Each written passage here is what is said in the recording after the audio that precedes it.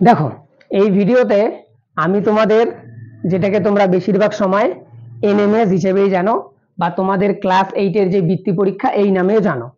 এই পরীক্ষাটা কি, কিভাবে হয়, কত নাম্বার থাকে, কিভাবে পরীক্ষা দিতে হয় সেটা নিয়ে আলোচনা করতেছি। ঠিক আছে, দেখো আমরা বেশিরভাগ সময় এটাকে এনএমএস হিসেবে জানি, তাই আমি এনএমএস হিসেবে লিখছি। যদি আমি এটার পুরো নামটাতে যাই তাহলে পুরো নামটা হচ্ছে ন্যাশনাল মিন্স কাম মেরিট স্কলারশিপ এক্সামিনেশন।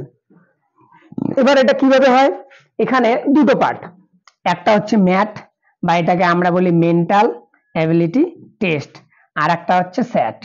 স্যাটটা কি, যদি পুরো ফর্ম বলি তাহলে এটা হচ্ছে স্কলাস্টিক অ্যাপটিটিউড টেস্ট। ঠিক আছে, আমরা শর্ট ফর্মে বেশিরভাগ সময় জানি ম্যাথ এবং হচ্ছে স্যাট। মেন্টাল অ্যাবিলিটিতে কি থাকে, এখানে 90টা প্রশ্ন থাকে, সময় 90 মিনিট। এখানেও সেম 90টা প্রশ্ন থাকে, সময় 90 মিনিট। এখানকার বিষয়গুলো কি, অঙ্ক, ভৌত বিজ্ঞান, জীবন বিজ্ঞান। এবার তোমরা বলবে ভৌত বিজ্ঞান জীবন বিজ্ঞান বলতে তোমাদের যে বিজ্ঞান বই ওখানে প্রথমের দিকের পাঠগুলো হচ্ছে ভৌত বিজ্ঞান এবং পরের দিকের পাঠগুলো হচ্ছে জীবন বিজ্ঞান।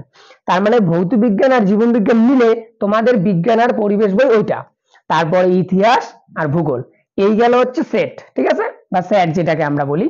এবার দেখো এখানে বিষয় হচ্ছে 1 2 3 4 5, পাঁচটা বিষয়, তাহলে আমাদের নাম্বার কত হচ্ছে 90। তাহলে আমি যদি গড় করি তাহলে 5 18 90, তার মানে এখান থেকে 18 কিংবা 20টা কোশ্চেন আসতে পারে, এখান থেকে 18টা কিংবা 20টা কোশ্চেন। এবার প্রত্যেকটা কোশ্চেনের জন্য 1 নাম্বার, 90টা কোশ্চেন, 90 মিনিট তোমার হাতে হচ্ছে। যদি আমরা সেটের কথা ভাবি তাহলে এখানে কি কি আছে, ভৌত বিজ্ঞান, জীবন বিজ্ঞান, ইতিহাস, ভূগোল, এই যে 4টা বিষয় আছে, এই 4টে বিষয় পুরোপুরি তোমার হাতে। কেন, কারণ তুমি বিজ্ঞান যত পড়বে, ইতিহাস ভূগোল যত পড়বে তত বেশি ভালো অ্যান্সার করতে পারবে, না পড়লে নাই। বাকি কি থাকলো, অঙ্ক। অঙ্কটা আমরা তোমাকে করিয়ে এবং শিখিয়ে দেবো। এবার দেখো বেশিরভাগ স্টুডেন্টকে এটাই দেখা যায় যে অঙ্কটার জন্য অনেক কিছু থেকে দূরে থাকে, যে আমি অঙ্ক পারি না তাহলে হয়তো পরীক্ষাটা পারবো না। সেটার কোনো রকম ব্যাপার নেই। দেখো এই যে 4টা বিষয় আছে, তুমি যদি অঙ্কটাকে বাদ দাও সেটা একটু রিস্ক, কিন্তু কোনো ব্যাপার না। এই 4টে বিষয়ে তাহলে তোমাকে যেটা নাম্বার থাকবে সেটা তুলতে হবে, তবেই তুমি অঙ্কটাকে পুরো বাদ দিয়েও এখান থেকে যে পাস করার নাম্বারটা সেটা তুমি করতে পারবে। আর বাকি কি থাকলো, ম্যাথ। ম্যাথ যারা আমার স্কুল থেকে দেখছো বা আমার কোচিং থেকে দেখছো, আমি তাদেরকেও বলেছিলাম যে ম্যাথ টোটালটা আমরা হাতে কলমে করিয়ে দেব। আশা করি সমস্ত কোশ্চেন তোমরা এখান থেকে পেয়ে যাবে, ম্যাথ নিয়ে তোমাকে চিন্তা করতে হবে না। তাহলে তোমাকে পড়তে হবে বিশেষ করে স্যাট। এবার আরেকটা জিনিস লক্ষ্য করো, সামনেই তোমাদের ফাইনাল পরীক্ষা।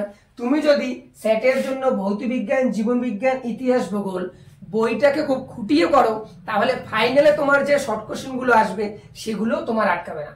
তার মানে তুমি যদি ভৌত বিজ্ঞান, জীবন বিজ্ঞান, ইতিহাস, ভূগোল এই 4টাকে জোর কদমে পড়ো আপাতত, তাহলে তোমার ফাইনালের রেজাল্টও ভালো হচ্ছে, তার পাশাপাশি তুমি এনএমএস নিয়েও আর চিন্তা করতে হচ্ছে না। বাকি কি থাকলো, অঙ্ক। কম বেশি আমরা করিয়ে দেব, তোমরা চেষ্টা করবে অঙ্কটা প্র্যাকটিস করে সেখানে তোলা। তাহলে এই 4টা বিষয় কিন্তু পুরোপুরি তোমার হাতে। আমি দু একটা এই বিষয়গুলোর এক একটা করে অধ্যায় তৈরি করে দেওয়ার চেষ্টা করব, কিংবা না হলে কিভাবে বইটা পড়তে হয় আমি তোমাদেরকে দেখিয়ে দিয়েছি, কিংবা এরপরে যখন নেক্সট ভিডিও আসবে তখন আমি সেখানে করিয়ে দেওয়ার চেষ্টা করব। তাহলে ম্যাথ এটা টোটালটাই আমরা তোমাদেরকে করিয়ে দেবো, চিন্তা করতে হবে না। তাহলে স্যাট এটা কিন্তু তোমাকে পুরোটা নিজের থেকেই করতে হবে, কারণ ভৌত বিজ্ঞান, জীবন বিজ্ঞান, ইতিহাস, ভূগোল আমি পেরে কোনো লাভ নাই, তোমাকে পারতে হবে, কারণ পরীক্ষা তুমি দিচ্ছ।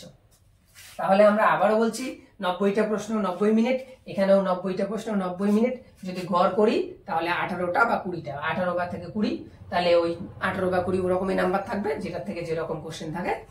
আর তুমি যদি ঠিকঠাক পড়াশোনা করো, স্যাট নিজের হাতে তৈরি করতে পারবে, আর ম্যাথ অবশ্যই পাস করবে, তো তুমি অবশ্যই স্টাইপেন্ড কিন্তু পেয়ে যাবে।